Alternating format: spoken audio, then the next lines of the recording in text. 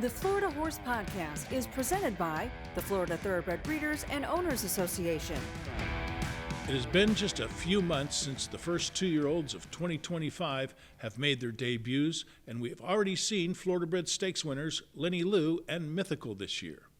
Today, we're going to look at some more promising young Florida Bred juveniles. Hello again, everyone. I'm Brock Sheridan, and welcome to another edition of the Florida Horse Podcast. Well, when it comes to stakes action for 2-year-olds in Florida, attention turns to the $1.2 million FTBOA Florida Sire Stakes, which this year begins on September 2nd at Gulfstream Park.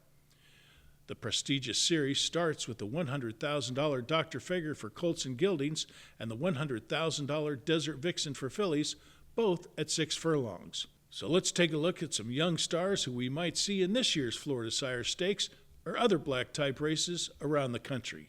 First up is Arundel's Monster, who, like Lenny Lou, is by Pleasant Acre Stallions' leading first-crop sire, Linster.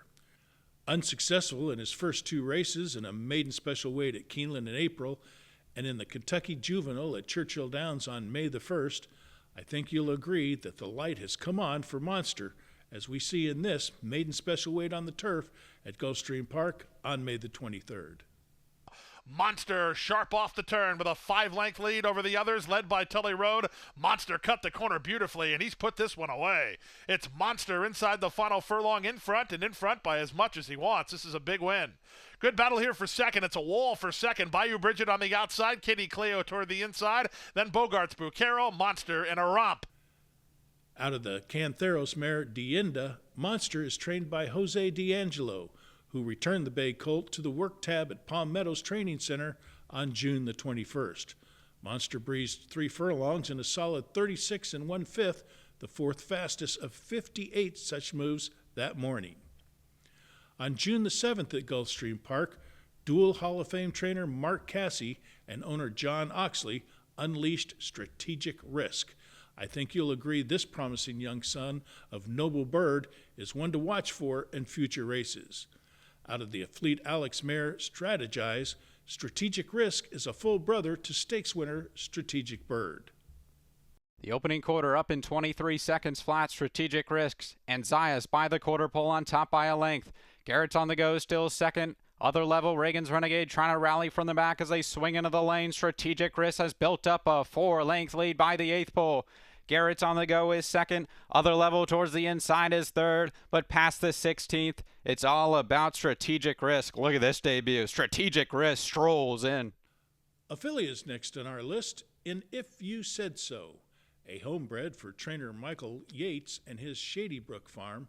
If You Said So is by Stonehenge Farm South Stallion Cajun Breeze, the sire of 3 of the last 7 winners of the Dr. Fager and Cajun Firecracker in 2018, Breeze On By in 2020, and Cajun Magic in 2021. But Cajun Breeze looks for his first winner in the Desert Vixen, and If You Said So looks like she might be the talent to do that.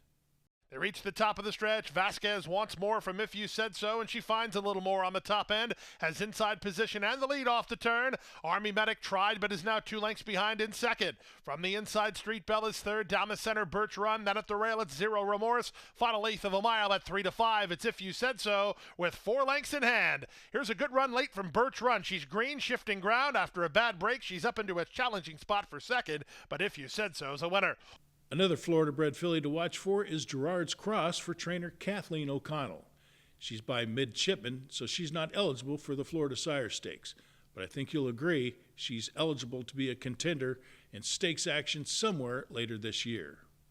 Gerard's Cross is on top by 4. Winrooski's getting in that second spot. Soda's trying to close up the fence, but as they come to the top of the lane, Gerard's Cross has built up a 5-length lead past the 8th pole. Closing down the outside is Winrooski, Soda. They're battling out second, but it's all about Gerard's Cross. Gerard's Cross and Luca Panici, they do it easily in the opener at 9 to 5. Gerard's Cross, If You Said So, Monster, and Strategic Risk. Just a few of the promising young Florida-bred 2-year-olds that look to have the talent to once again show that equine speed is a major Florida export. That's going to do it for today's show. For all of us at the Florida Thoroughbred Breeders and Owners Association and Florida Horse Podcast from Kaplan Media Studios in Ocala, I'm Brock Sheridan. We'll see you next time.